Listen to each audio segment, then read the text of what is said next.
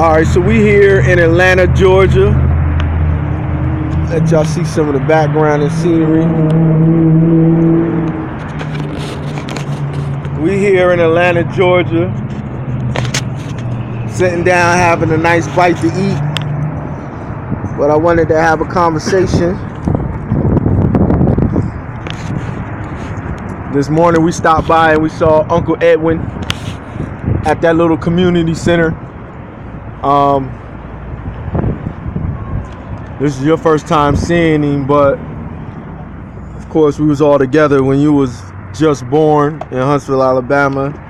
And so I want to talk to you about some of the work that we've been putting in over the past 3 or 4 weeks. From what you saw at Patmos with Pastor Doggett, and then we went to the little middle school, and from what you saw us sitting down with the business plan and going over to Mount Sinai, your old school, where we had the summer camp, and then seeing the computer lab. I just want to get into all of those things and just get your feedback from the standpoint of somebody who went through all of those programs from his age.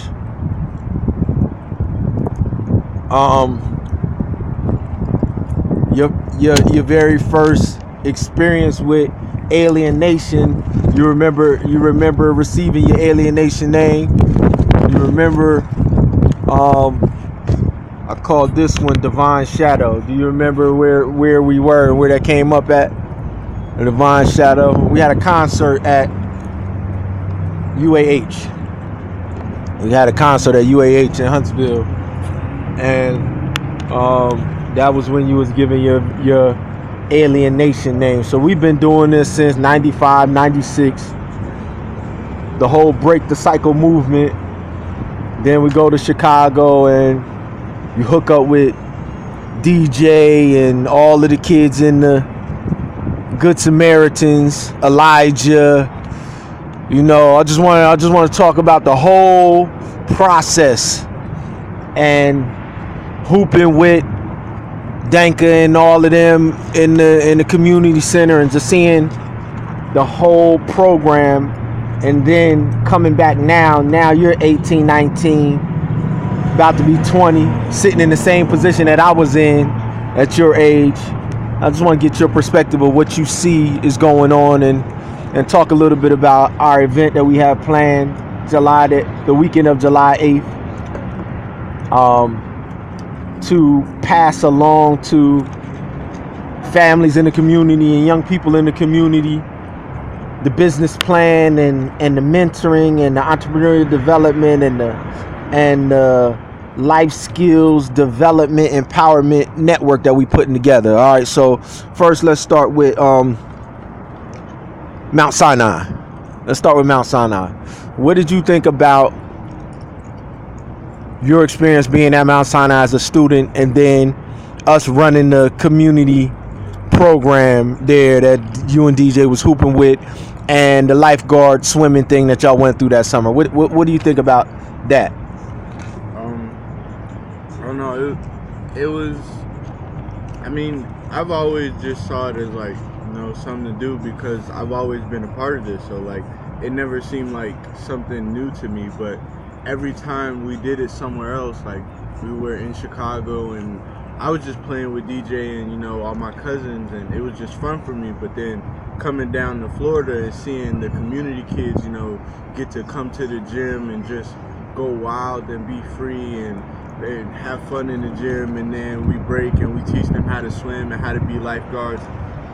To me, it was just, you know, being a kid, you know, having fun, rolling around with the troop. But to all of them, it was like, it was something to do, you know. It gave them a purpose, you know, something to look forward to outside of just being at the house or being, you know, on the corner somewhere or walking down the street, you know, walking the block for no reason. Like, we gave them an outlet where they could just go and be a normal kid. Like, they didn't have to think about where they came from or who their parents was, whether their dad was or wasn't at home, whether their mom was struggling, you know, keep the lights on or whatnot. So I think the stuff that we did was really major in the fact that it was so simple, but it meant so much to them at the time.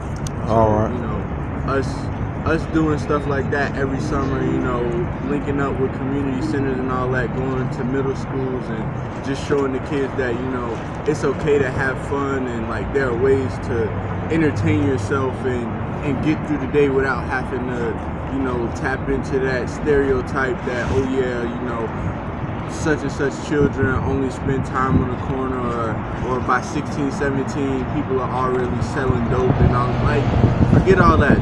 Just go have fun, get in the gym, pick up a ball, throw a ball around, shoot some hoops, you know what I'm saying? We even introduced them to, you know, laptops and stuff like that. And I remember back then, you know, Mount Sinai hadn't hit the whole MacBook Pro era yet. So we were still on the rinky-dink big block computers, you know. But to go there now and to see that, you know, they have teachers who are investing in them with the robotics program, and excuse me, and the school is updating their systems, you know, to put their kids in a position to where they can benefit themselves in the future. So outside of just school, you know, they're giving them something that is interesting to them that might push them toward a career one day. All right, it's good you said that. We're going to transition to your sister. The alienation name I gave this one is Predestiny's Beauty. Predestiny's Beauty. It's a text in the word that says, those who he predestined, he calls. Those he calls, he also justifies. And those he justifies, he sanctifies. But from the standpoint of Predestiny's Beauty, you got to go to the robotics surgery thing, and you got to participate in that part of the program. Talk about, from the standpoint of you being one of the only middle school people there, and what was your experience at the robotics, and just tell them what the robotics fair that I'm talking about was, what it was like, and what you saw there at the robotics fair. At the fair, Speak up. I'll call it a fair. It was fun because I actually got to do open heart surgery on. It wasn't a patient. It was just I got to do open heart surgery, and being one of the youngest people there, it not infected me, but it affected me in a way, because all of the other kids, they were older and they're usually getting more opportunities than younger people. And for me to get to go, it was just really fun and a good opportunity for me to learn about open heart surgery and robotics. And you got to go to that program too before you went to Pine Forge, correct? Right. All right. So what did you see there, and what was happening at that program? Well, it was me and my younger sister Deja, who isn't here right now. But when we went, they had the machines where you were practicing open heart surgery and different surgeries, but it was on the monitor so that you could get used to what it was like without actually being in there. So you would have kind of like pre-gaming for an actual surgeon. So it was like simulation, right? Yeah, so you went to the simulation lab first. We went to the simulation lab, and they let us go in, and they first they were explaining that, you know, most people don't usually get to do this because the robotics technology was just now coming out. So there were some surgeons who hadn't even, you know, had the opportunity to test it out. So we were just, you know, we were introduced to it as the future of surgeries and things like that, you know, trying to make surgeries more precise, be less invasive, so scar tissue wouldn't be left so visual, and so the body wouldn't be so messed up afterwards.